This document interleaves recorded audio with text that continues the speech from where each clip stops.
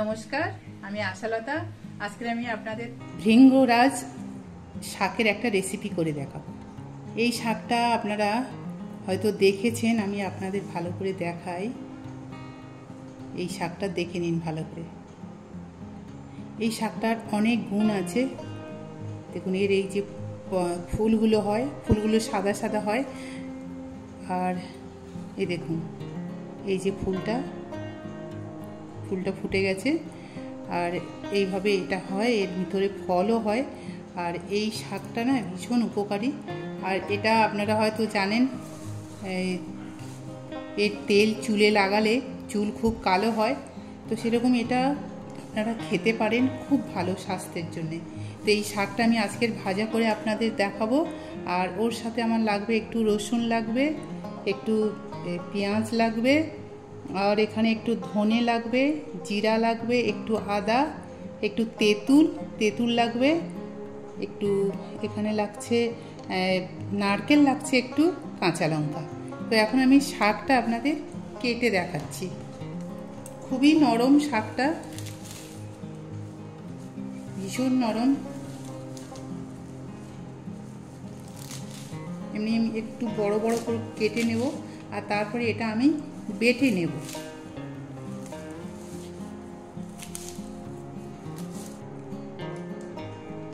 এইভাবে আমি সব শাকগুলো কেটে নেব।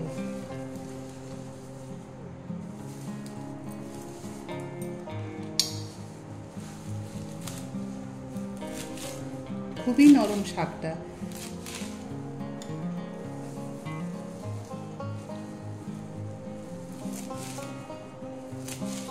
এটা 1-2 দিন রেখে দিলে না এটার কালার একদম কালো হয়ে যাবে, কালার চেঞ্জ হয়ে যায়। তো এটা খুবই উপকারী শাক। অনেক সময় কোনো জ্বর টর হওয়ার পরে মুখে রুচি থাকে না, তো এই শাকটার কোনো রেসিপি করে আপনারা খাবেন। এটা মাছ দিয়েও ঝোল করা যায়, খুব ভালো লাগে খেতে। হালকা ঝোল কালো জিরার ফোড়ন দিয়ে এটা করলেও ভালো লাগে, বেটে নিয়ে করলে খুব ভালো লাগে। তো এটা এরকম করে আমি কেটে নিয়েছি। তো এখন চলুন আমরা রান্নাতে চলে যাই। দেখুন, শাকটা নিয়েছি কেটে। এবার আমি একটা কড়াই গরম করে এখানে আমি সর্ষের তেল দিয়ে দিচ্ছি।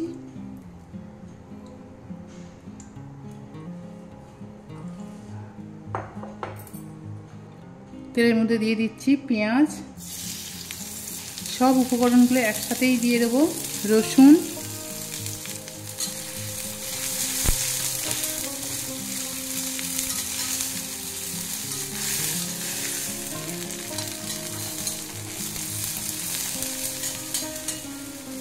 আদাটাও দিয়ে দিচ্ছি।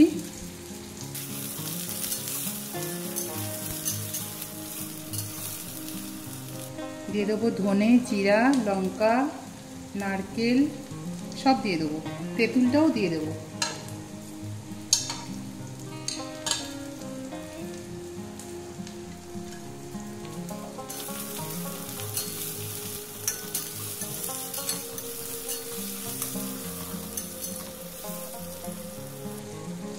হলুদ দিয়ে দেবো একটু।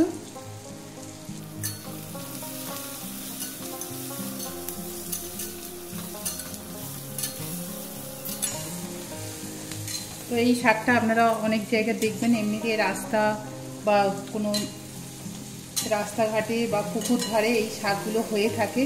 অনেকে এটা ব্যবহার করে না, কিন্তু এটা ব্যবহার করবেন, খুব ভালো এই শাকটা।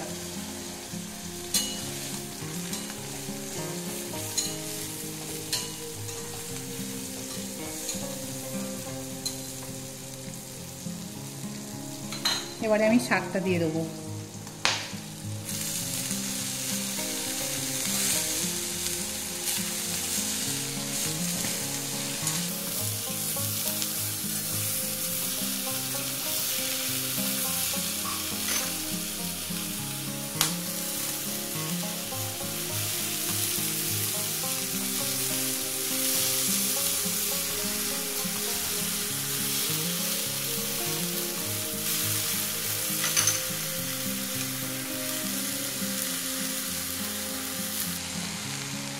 এবার আমি নুন দিয়ে দেব।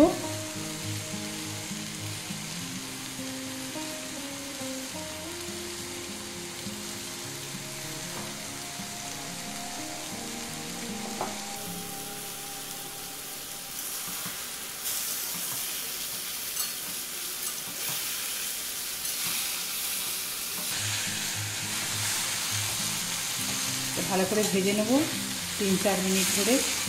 এবার একটু আমি গুড় দিয়ে দেবো, এতে তেঁতুল দিয়েছি তো একটু গুড় দিলাম।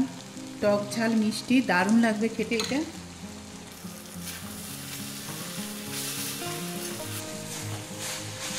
এটা হয়ে গেছে প্রায়।